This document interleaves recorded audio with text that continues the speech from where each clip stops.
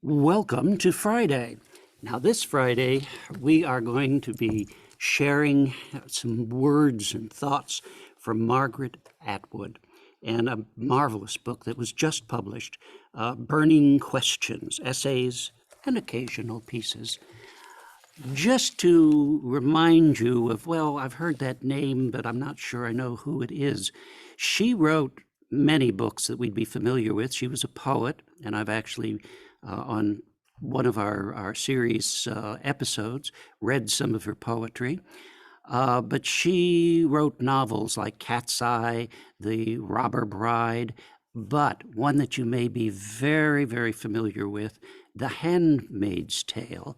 And it was followed by The Testaments, which was a #1 bestseller, and it won the Booker Prize. She is a much honored woman of letters. And what I'm going to share with you is an introduction she wrote for a book called The Gift in 2012. Gifts pass from hand to hand. They endure through such transmission as every time a gift is given, it is enlivened and regenerated through the new spiritual life it engenders, both in the giver and in the receiver. And so it is with Lewis Hyde's classic study of gift giving and its relationship to art. The gift has never been out of print. It moves like an underground current among the artists of all kinds through word of mouth and bestowal. It is the one book I recommend without fail to aspiring writers and painters and musicians, for it is not a how-to book. There are many of these, but a book about the core nature of what it is that artists do, and also about the relation of these activities to our overwhelmingly commercial society. Oh, if you want to write, paint, sing, compose, act, or make films, read The Gift. It will help to keep you sane. I doubt that Lewis Hyde knew while he was writing this book that he was composing such an essential work. Perhaps he felt he was merely exploring a subject of interest to him in its short form. Why, poets in our society are seldom rich, and enjoying the many tributaries he was uncovering through his exploration without realizing that he had hit on a wellspring.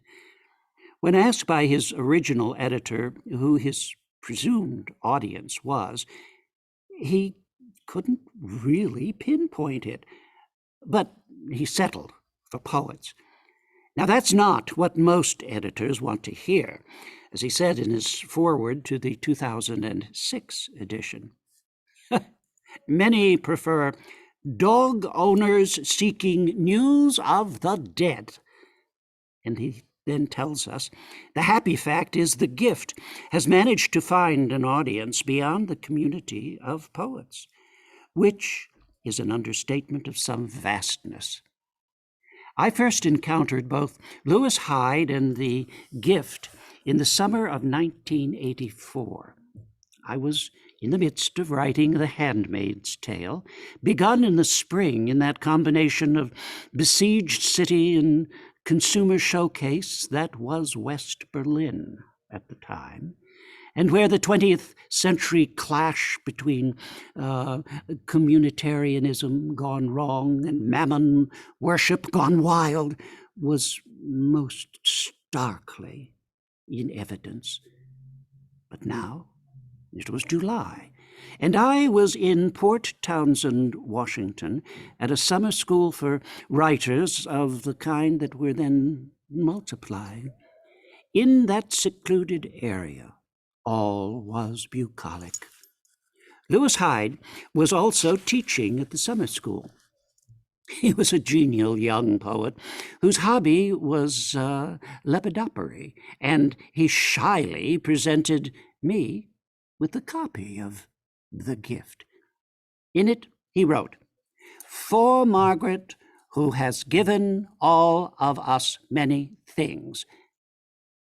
I like the slipperiness and ambiguity of this many things. Could include anything from the poems and novels I hope he had in mind to a case of herpes and the heebie-jeebies, for the word gift is itself slippery and ambiguous. Think of Greeks bearing gifts, a reference to the fatal Trojan horse, and the poison apple given to Snow White, not to mention that other apple given to Adam, and the wedding gifts that burn Medea's rival to the bone. The double-handedness of gifts is in part what Lewis Hyde's book is about. The Gift was first published in 1983 when it was originally subtitled Imagination and the Erotic Life of Property. On the cover of my vintage paperback is a Shaker painting of a basket of apples, a choice explained in a note by Hyde. The Shakers believed that they received their arts as gifts from the spiritual world. Persons who strove to become receptive of songs, dances, paintings, and so forth, were said to be laboring for a gift, and the works that they created circulated as gifts within the community. Shaker artists were known as instruments. We know only a few of their names, for in general, it was forbidden that they be known to any but the church elders. Now, this note is followed by a copyright line that, in view of the origins of Basket of Apples, reads, ironically, Basket of Apples is reprinted through the courtesy of the Shaker Community Incorporated. So, the community of gift givers has now become incorporated, and its gifts have been transformed to property by the commodity market that now surrounds us on all sides. Now, one of the questions Hyde asks is whether a work of art is changed by the way it is treated, as a gift or as a commodity for sale. In the case of Basket of Apples, I would say not. The word courtesy implies that no money changed hands, but it could have, whereas under the Shaker rules such a thing would have been impossible. Hyde's point is taken. The painting itself is instructive. The basket of apples is not depicted realistically. The basket is transparent, as if made of glass, and the apples float within it as if levitating. They're not red apples, but golden ones, and if you look at them closely, they morph from flat design to 3D, with something like molten gold leaf glowing within them. Thus the picture shows a gift, the glowing energy within a gift, the apples, within another gift, the entire basket, each apple most likely represented a single shaker, warmed and glimmering with an inner gift, but not thereby standing out from the community, for the apples are all the same size. My guess is that the container that holds them all together, the transparent basket, would have meant to its original viewers divine grace. Hyde chose his cover with care. Both the original cover image and its note have fallen by the wayside. The recent editions of the gift have different images on their covers, and the note is therefore absent. Yet together, Basket of Apples and its commentary encapsulate the large questions Hyde is posing. What is the nature of art? Is a work of art a commodity with a money value, to be bought and sold like a potato? Or is it a gift on which no real price can be placed, to be freely exchanged? And if works of art are gifts and nothing but, how are their creators to live in the physical world in which food will sooner or later be needed by them? Should they be sustained by reciprocal gifts made by the public, the equivalent of gifts placed in the Zen monk's begging bowl? Should they exist in quasi-shaker communities of like-minded, of which creative writing departments may be a secular version? Now, present copyright laws takes a stab at this problem. Now, if a creation or a version of it is traded in the marketplace, a creator is entitled to control who may reproduce the work and is entitled to a portion of the sale price. And this right may be inherited. But that entitlement ends a certain number of years following the creator's death, after which the work passes into the Creative Commons and is freely available to all to do with as they will.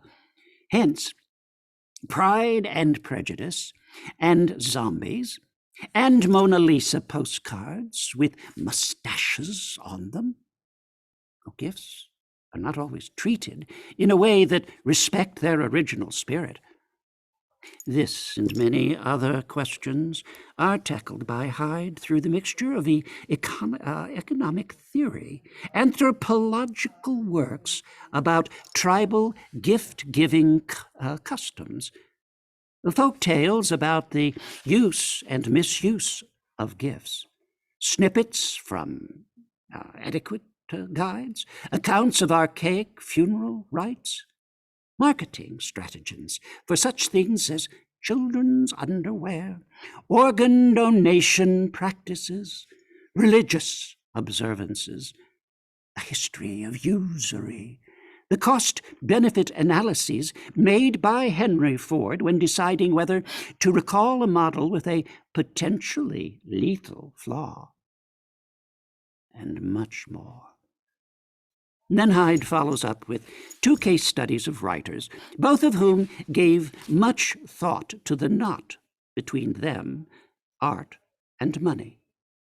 Now, Walt Whitman, so generous that he risked obliterating the boundary between self and universe. How much of yourself can you give away without evaporating?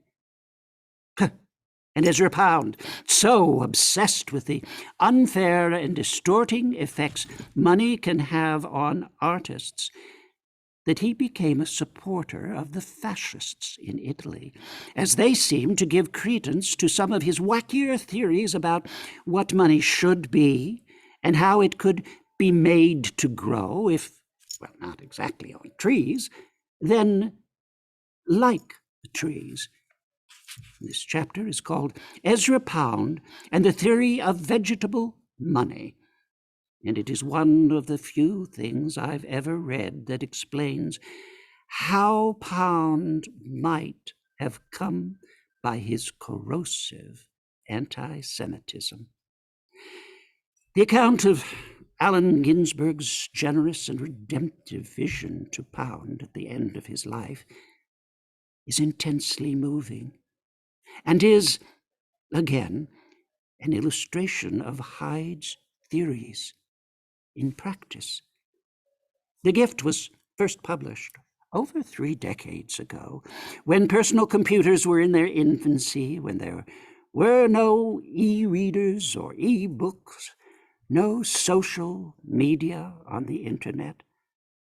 Now, all these things have come to pass. And Hyde's examination of the relationship between gift-giving and the creation and reinforcement of the communities that form around it is more pertinent than ever. Many have scratched their heads over the monetization of social sites. How are these things to be paid for? And how shall they make money? And over the tendency of the internet to demand that everything be somehow free, despite the salaries that must be paid to those pulling the e-strings and making those intangible e-objects appear and disappear. But, as Hyde expounds, gift exchange demands reciprocity and is fed by it. Thus, one retweet deserves another. Shared enthusiasms are exchanged with the enthusiasms of others, and those who offer advice for nothing may expect to receive it for nothing when in need. But gifts create bonds and obligations. Not everyone wants these or understands them. There is, in fact, no totally free lunch.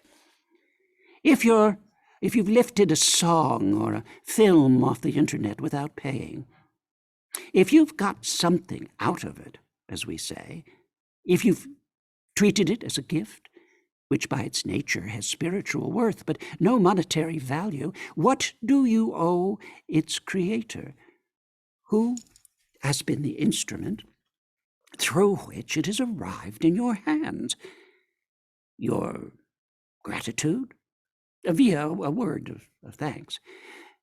Your serious attention, the price of a latte deposited in a beggar bowl e-tip jar?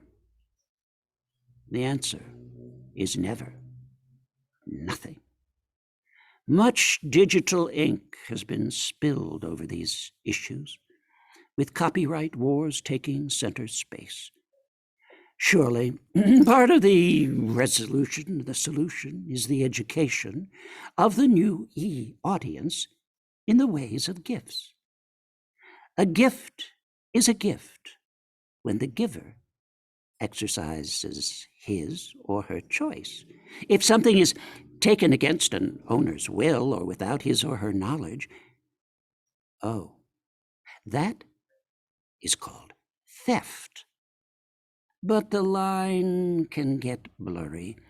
As Hyde points out, it's not for nothing that in the ancient Greek world, the messenger god, Hermes, was in charge of movement of all kinds, buying and selling, travel, communications, tricks, lies and jokes, the opening of doors, and the revealing of secrets and stealing something the web is particularly good at. But Hermes sets no moral value on how a thing changes location. He just facilitates that change. Whether those using the information highways and byways know it or not, the presiding god of the internet is Hermes. Every reader of the gift I've ever spoken to has come away from it with new insights, not only into his or her artistic practices, but also into questions that are so much part of daily life that we don't look at them too closely. If someone opens a door for you, do you owe that person a thank you? Should you spend Christmas with your family if you're trying to solidify an identity of your own? Now, if your siblings ask you to donate your kidney to her, do you immediately say, oh, you'll give it to her? Or do you charge her a couple of $1,000s? Why shouldn't you accept a gift from the mafia if you don't want to find yourself on the receiving end of a request that you perform a criminal act?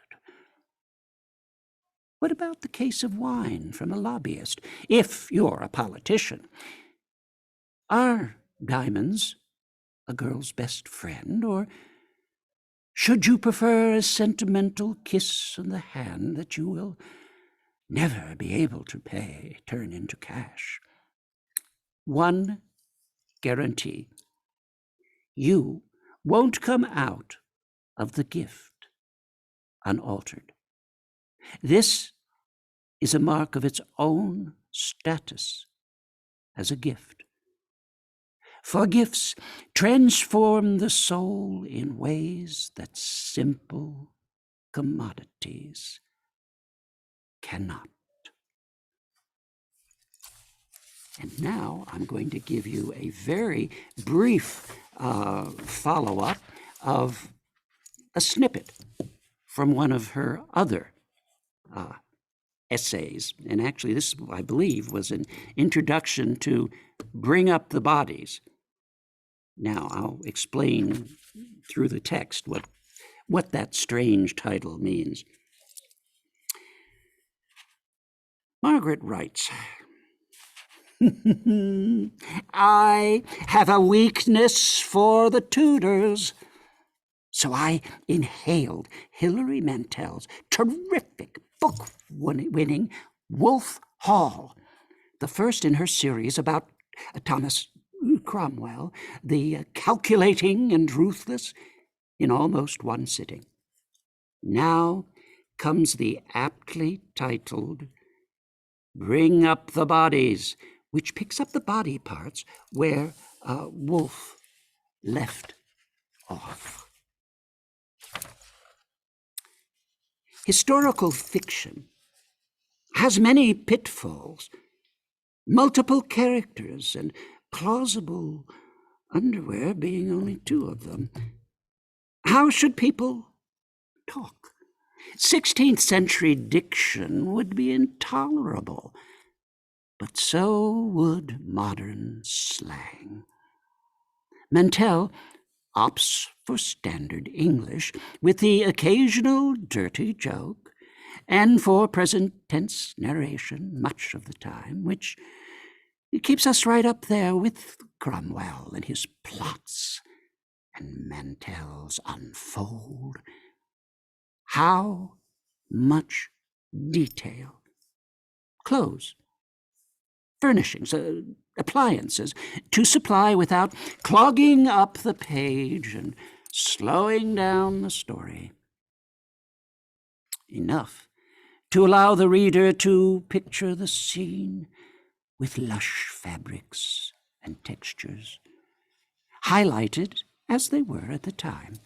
Mantel generally answers the same kinds of questions that interest readers in court reports of murder trials or coverage of royal weddings. What was the dress like? Oh, how did she look? Who really went to bed with whom? Mantel sometimes overshares, but literary invention does not fail her. She's as deft and verbally adroit as ever.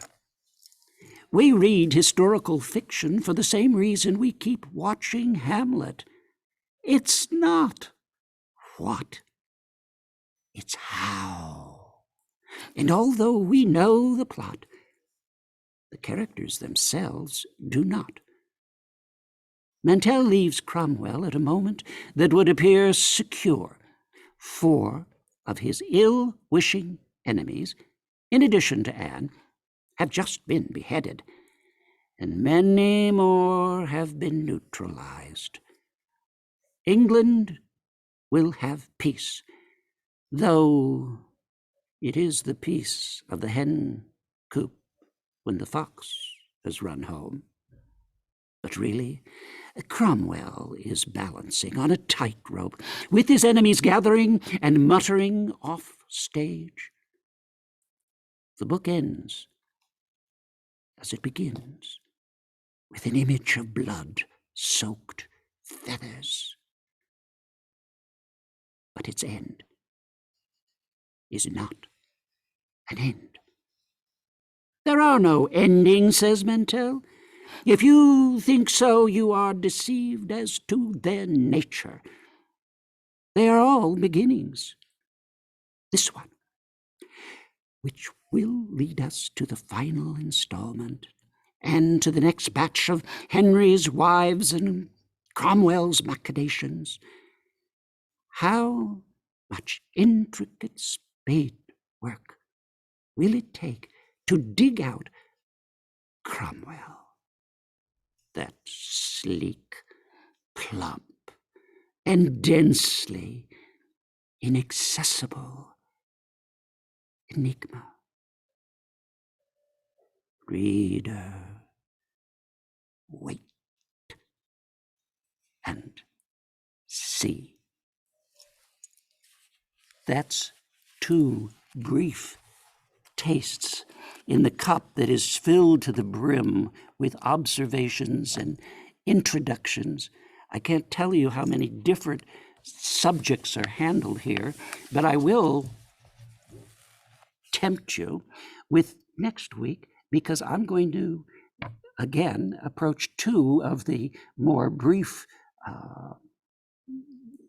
installments in this particular book, but everything, these titles, scientific romancing, wetlands, trees of life, trees of death, ancient balances.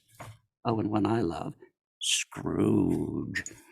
The writer is political agent. Really?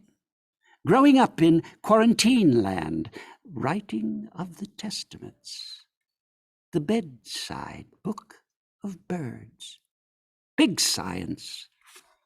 So many, many things await us. And until next week, when we again crack open the covers of Margaret Atwood and Burning Questions, which is available and waiting for you on the shelves of Story and Song. Have a good weekend. And don't get wet. It is raining outside. Till next Friday, take care.